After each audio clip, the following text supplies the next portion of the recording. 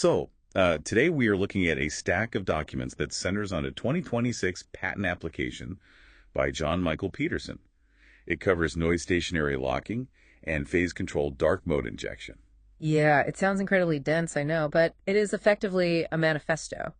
It argues that the way we stabilize high-precision sensors is, well, it's totally backwards. Right, and our mission for this deep dive is to explain exactly why that traditional method of locking to the brightest or darkest power point is wrong, and how focusing on noise instead of power actually revolutionizes precision.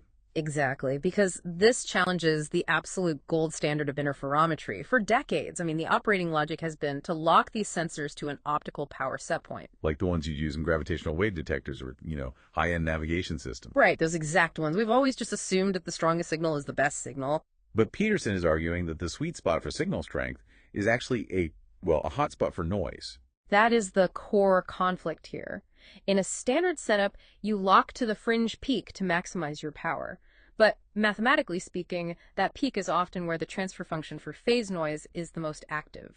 So you're maximizing signal amplitude, sure, but you're also you are also maximizing your vulnerability to detuning jitter. Which is what? Vibrations, thermal drift, just the general shakes of the real world? Right, the shakes. So by chasing the brightest light, we're accidentally inviting all that noise right in, which is why the patent proposes a totally new metric. The noise objective function, or V-norm. Exactly, V-norm. Instead of the controller asking, where is the light brightest, it actually dithers the signal to ask, well, where is the noise quietest? It searches for a stationary point where the derivative of the noise is zero. Which is basically finding the eye of the storm.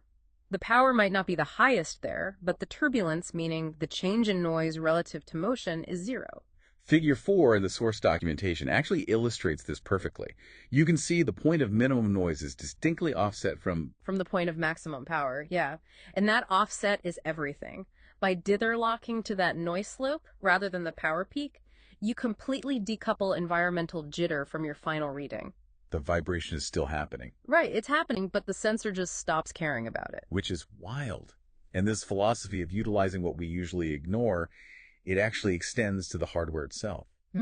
Which brings us to the dark port. Yeah, so most interferometers are built with two input ports. You pump your laser into the bright port, and the other one is just left open to the vacuum. It's basically a dead end, or a waste chute for light that doesn't interfere constructively. But this patent treats that empty port as prime real estate.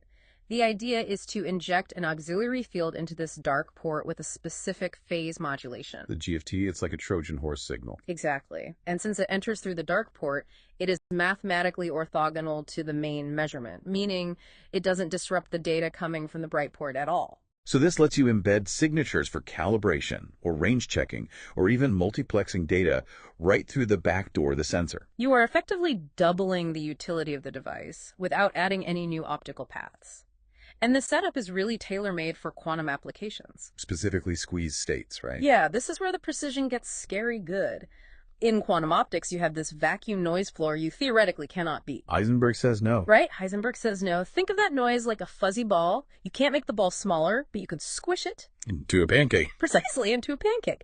If you can inject that squeezed vacuum into the dark port and align the flat side of that pancake with your measurement angle, the noise effectively disappears from your readout. And the controller described in the patent actually creates that alignment automatically. It breaks the standard noise floor. It is a massive shift. We're moving from sensors that just passively observe light to systems that actively manage their own sensitivity profile. We aren't just building stronger walls against noise.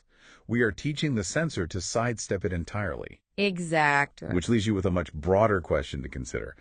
If we can use the empty dark port of a sensor to inject information and control noise, what other unused or waste channels in our current technology stack are actually prime real estate for optimization? That is the trillion-dollar question right there. We usually build for the signal and ignore the rest, but the rest might be where the next breakthrough is hiding. Something to look for in the margins.